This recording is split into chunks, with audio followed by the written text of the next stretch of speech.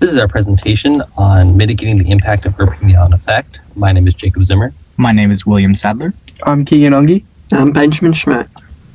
Urban heat island effect is a phenomenon where urban areas are significantly hotter than their rural surroundings, with temperatures and settings being about 1 to 7 degrees Fahrenheit higher during the day and 2 to 5 degrees Fahrenheit higher at night. This happens because of the decrease in vegetation and increase of heat-absorbing surfaces like buildings and pavement, along with the heat released by human activities, which traps heat and causes an island of warmth. Urban heat island effect has also been found in impact areas that have been historically redlined.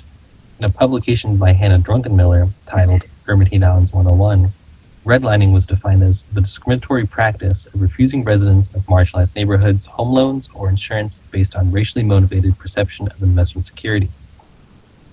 These areas were found to have a temperature increase of roughly 2.6 degrees Celsius due to a lack of tree cover causing more heat to be absorbed by concrete.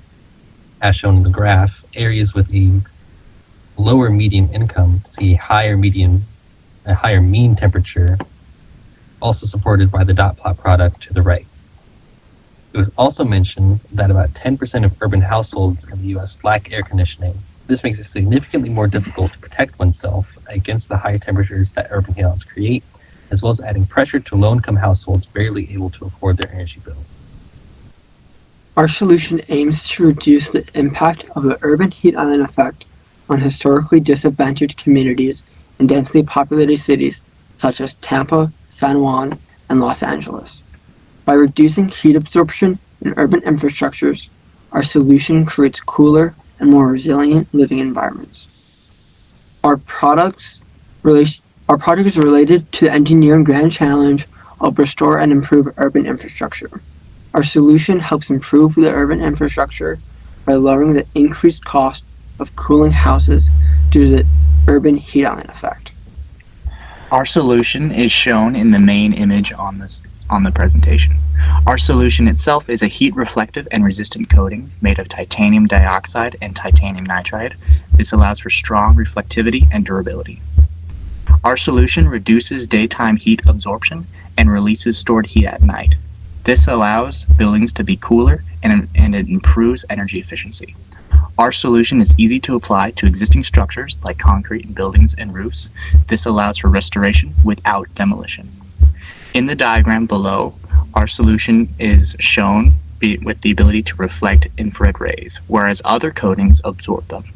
The total cost to paint all urban housing units in poverty in the U.S. would be about $18 billion.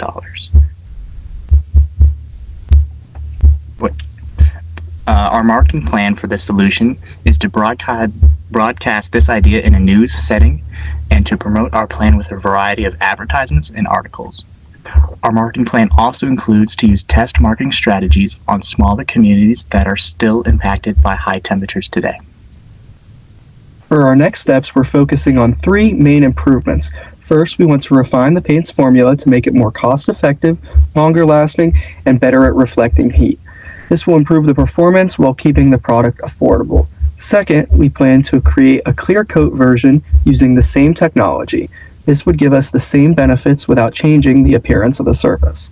And third, we will test the paint on different materials to see how well it performs across surfaces like metal, wood, and concrete. This would show us where the product works best and what needs to be improved. These steps will help us strengthen the technology and prepare it for wider real-world use. Some challenges we may face is getting resident approval for the paint application. The paint application would have to be reapplied every 15 years, and we would also need government funding to make this possible. Some of the technologies that already exist are heat reflective paints that just reflect UV rays.